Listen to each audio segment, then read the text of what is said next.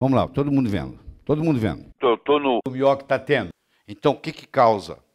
Uso desnecessário de antibióticos. Quando os antibióticos foram lançados, a ideia científica que se tinha era a seguinte: você ia usar um antibiótico por 10 anos, você ia tirar o antibiótico do mercado, ele ficar 10 anos fora do mercado, você ia voltar com ele.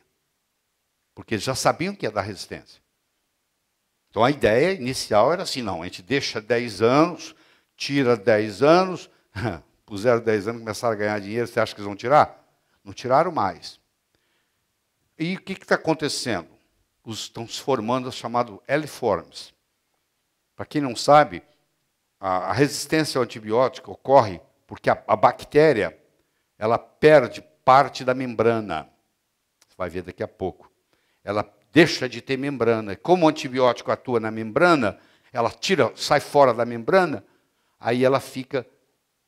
O antibiótico não pode atacá-la mais. E essas bactérias não crescem em cultura. Não adianta você fazer cultura que elas não crescem. E são as que estão nos hospitais. São L-forms, resistentes a antibióticos. E isso está aumentando. E hoje se sabe que as L-forms predispõem ao início do câncer. Ou seja, quem tomou muito antibiótico tem mais predisposição a câncer, porque elas ficam no seu corpo. Estão aí, latentes. Geneticamente falando, se nós somarmos nosso DNA com das bactérias, só 10% do DNA é humano. 90% do DNA é bacteriano. Nós somos morfologicamente mais bactérias do que ser humano. Então, a microbiota intestinal ela tem um papel de detoxificação, importantíssimo. Ela tem um papel de digestão. Você sabe que ela digere, ajuda na digestão, inclusive digere fibras, produzindo ácido graxo de cadeia curta, acetato, propionato, butirato. E ela tem um papel de defesa intestinal importante. E quais são os alimentos que ajudam na flora intestinal? A segunda parte da pergunta está falando sobre a microbiota intestinal, que a Organização Mundial de Saúde, há uns anos atrás, determinou que nós, seres humanos, temos um órgão a mais, daqueles todos que nós tínhamos. E esse órgão é um órgão virtual. Ele se chama microbiota intestinal. Ele é formado de bactérias, 10 vezes mais bactérias no nosso intestino do que células no nosso corpo. E essas bactérias, na sua grande maioria, são amigas. Estão lá para nos ajudar. Então, quanto melhor, mais forte for a nossa microbiota, mais saudáveis nós seremos. Então, eu tenho que preocupar, primeiro, em alimentar essa microbiota. É o chamado pré-bióticos. São substâncias que servem de alimento para essas bactérias amigas. Existem duas substâncias principais, a inulina e a oligofrutose. De onde que elas advêm? Em geral, de fibras. Quando nós ingerimos fibras que vão chegar ao intestino ainda sem estar digerida, nós ingerimos, mas não digerimos, elas vão chegar lá no intestino e as bactérias vão atuar nelas, formando ácidos graxos de cadeia curta. Isso é um jeito. E o segundo modo, que é o que eu acho que lhe interessa mais, é você fazer uso de féculas. O que é isso? É o amido que cresce debaixo da terra. Por exemplo, uma mandioca, ela não tem amido, ela tem fécula. O leigo chama de amido, mas cientificamente falando, ela é fécula. Ou seja, todo aquele amido que nasce, que cresce abaixo da superfície da terra, como raízes, por exemplo, como é o caso da mandioca, como é o caso da batata, essas substâncias féculas, elas também têm a propriedade de alimentar essas bactérias amigas. Então, se eu ingiro féculas, vamos dar um exemplo. Se eu ingiro batata doce, que apesar do nome doce, é muito mais saudável do que a batata salgada, você tem uma ideia, a batata salgada tem um índice glicêmico de 93, o índice padrão da glicose é 100, ou seja, a batata salgada é quase igual a um açúcar, enquanto que a batata doce tem um índice glicêmico de 50 e poucos, 54, 53. Então, a batata doce é uma substância que pode servir para fornecer a inulina e a oligofrutose que vão alimentar essa microbiota intestinal. Entendeu? Então, eu tenho probiótico, que é a bactéria em si, eu tenho pré-biótico, que é o alimento que alimenta essa bactéria, e eu tenho simbiótico, que é a combinação do pré-biótico com o probiótico. Então, você agora passa a ter uma preocupação a mais.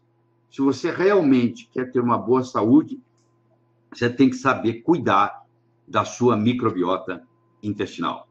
Fernando? Quando é que você indica profilaticamente pré-probióticos? Quando eu estou tomando antibiótico. Quando eu vou para o ambiente hospitalar. Quando eu estou em viagens. Eu não sei qual a bactéria que eu vou entrar em contato lá, que quem mora lá tem resistência. Por exemplo, o americano vem visitar o México, vem visitar o Brasil, pega diarreia. Porque ele pega uma bactéria que nós estamos resistentes a ela, mas eles não estão. Aí se eles fazem o uso do probiótico, ajuda a não ter infecção. Durante a gravidez.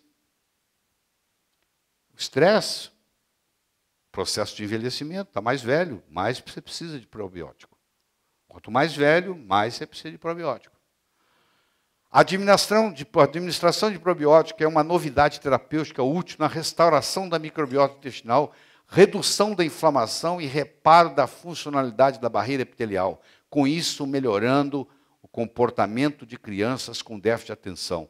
O Dr. Michael Ash publicou em 2011, em inglês, mostrando a correlação entre você dar probiótico e melhorar déficit de atenção na escola.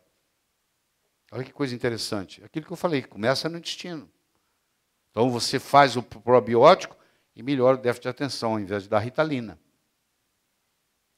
O aumento dramático da incidência e severidade de alergia e asma, que cresce em todos os países do mundo, tem a ver com a colonização da microbiota intestinal. Outros fatores ambientais também contribuem para esse estado atópico. A natureza te dá duas chances para você ter uma microbiota boa. O parto vaginal, quando passa pelo canal do parto, contamina com a flora da vagina da mãe.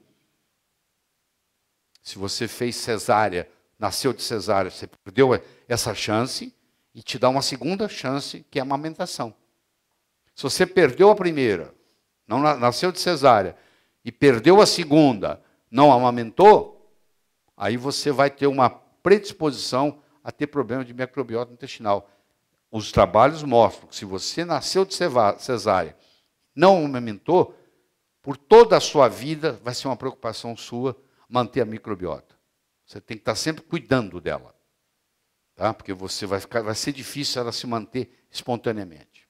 Então, os probióticos depende do número de culturas, depende do tipo de cepas, depende da liberação entérica. Você tem que pedir. Quando você ingere via oral, é um detalhezinho só, que se o farmacêutico não está ligado, e ele não é nem especialista nisso, ele vai errar, se ele não estiver ligado nisso, você tem que dar com liberação entérica. A cápsula tem que ser resistente ao ácido clorídrico. Se ela não for resistente ao ácido clorídrico, ela morre no estômago. Aquilo ali é destruído, não passa, poxa. A maioria do pessoal tomando lactobacilo não serve para nada, porque eles não têm a lembrança de que tem que ser resistente no estômago. Tem que ser cápsulas entéricas que vão liberar no intestino. Do contrário, não chega lá.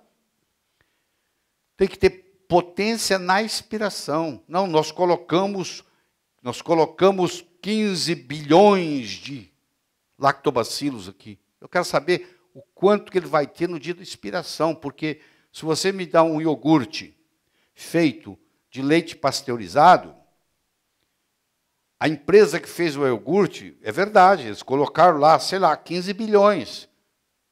Mas só que isso agora vem para a sua geladeira e morre. Porque se o leite é pasteurizado, ele não consegue manter vivo. Quando você abre, não tem mais nada. É verdade, ele vai dizer para a Anvisa lá, vem cá para você ver, eu estou colocando 15 bilhões. Não quer dizer nada, ele não vai morrer, não vai chegar na sua mão. Eu quero saber quantas cepas, quantos formadores de cultura você tem na hora da expiração do produto. ele tem que ter pelo menos 10 cepas diferentes, ele tem que ser junto de prebiótico, porque senão ele morre, ele também come, o alimento dele é prebiótico. A liberação tem que ser entérica, e como eu disse, no intestino delgado predomina os lactobacilos, no intestino grosso predomina o bífido. E tudo tem que ser feito com liberação entérica, senão não adianta nada. E coisas fermentadas têm bactérias probióticas. Se você usa kefir, por exemplo, é um jeito, tá? É um jeito. Se usar coalhada, é um jeito. Então, tem vários modos de você... As pessoas que vivem mais de 100 anos, em geral, usam alimentos fermentados. Isso é muito importante. Quanto mais bifidobactérias e menos Streptococcus aureus na primeira colonização, mais propenso será o indivíduo a se manter magro na vida adulta. Esse é o trabalho de 2008 do American Journal of Clinical Nutrition, que é o melhor jornal de nutrição que tem no momento. Então, eu tenho aqui o Rhamnosus, o Helvético, o Casei Shirota. Por exemplo, o Casei Shirota, o Yakuti, que gente aqui no Brasil, aquele que tem a tampinha verde, que vocês entregam, que eles vendem em casa, entregam, com a tampinha verde, aquilo é muito bom para quem tem câncer de bexiga, que é o Casei Shirota. O câncer de bexiga, para quem não sabe, é o único câncer que você não pode dar diagnóstico de cura. Porque os cânceres, em geral, quando passa 5 anos e não houve recidiva, ele está curado. O câncer de bexiga nunca está curado, porque a recidiva pode vir com 10, pode vir com 15, pode vir com 20 anos. Então, uma vez que você tem câncer de bexiga, você tem que, para fazer uso de Casei Shirota e Xantina, tá? Que é um polifenol, e é que não deixa dar recidiva de câncer de bexiga. Então, o Casei Shirota tem essa propriedade. Tá? A microbiota intestinal é um órgão virtual, tá? Mais de 1000 espécies diferentes de bactérias no intestino humano. Disbiose é um desequilíbrio relativo entre as espécies bacterianas de protetoras e agressoras. Então, eu tenho antibióticos, a maioria, 50% é desnecessário. Micróbios, parasitas, por exemplo, cândida, que causa desbiose. Inibidores de bomba de próton. Por quê? Meu filho, seu pH do estômago é 2. Se você engolir alguma coisa que faz mal para você, morre aqui, morre no estômago, que é uma barreira. Se um patógeno que vive no seu intestino resolve subir para te dar uma pneumonia, o estômago mata ele na passagem. Ele não tem culhão para passar um pH de 2. Ele morre aqui. Agora começa a tomar o omeprazol, o meu pH do estômago vai para 4, 4,5. Agora aquele patógeno entra, tchau, passa. Aquele que subiu, passa. Por isso que quem toma omeprazol cronicamente tem pneumonia recorrente. Agora você entende por quê. Porque os micróbios patogênicos do intestino começam a subir. Porque eu inibi a bomba de próton. Chamado IBPs. Inibidores da bomba de próton. Que o omeprazol é o campeão. Eu tenho má digestão dos alimentos, porque agora eu não produzo mais aquelas enzimas que as bactérias ajudam a produzir. Eu tenho aumento de toxinas, eu tenho envelhecimento. Quando eu passei de 50 anos, eu agora não produzo mais. Tenho uma queda na produção de bífidos, bactérias. Por isso que os cânceres de cólon vão aparecer, geralmente, depois de 50 anos. Que é onde eu tenho uma queda de bífido. Se eu tenho mais de 50, o que eu vou fazer? Toda noite eu tomo um bifidobactéria na hora de dormir. Qual o problema? Eu tomo na hora de deitar, porque antes de eu pôr minha melatonina, eu vou tomar um bífido. Porque eu sei que eu tenho, se eu quero manter meu intestino saudável, pronto para vender fezes para os Estados Unidos, porque estão comprando agora.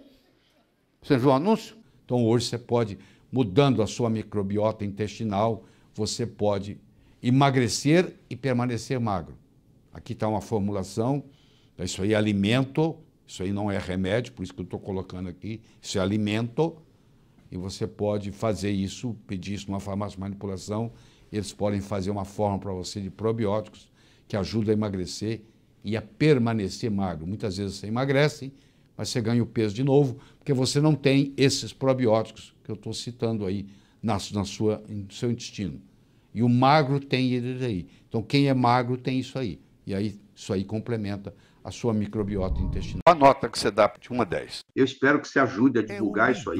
Passa isso para os amigos. Um presente, mandar esse link. E se ainda não recebe os áudios incríveis e gratuitos do Dr. Lair, mande um WhatsApp com a palavra "Eu quero" para o número DDD 35 988 26 1891 e receba conteúdo gratuitamente de um doutor que, sem dúvidas, é o melhor que tá tendo.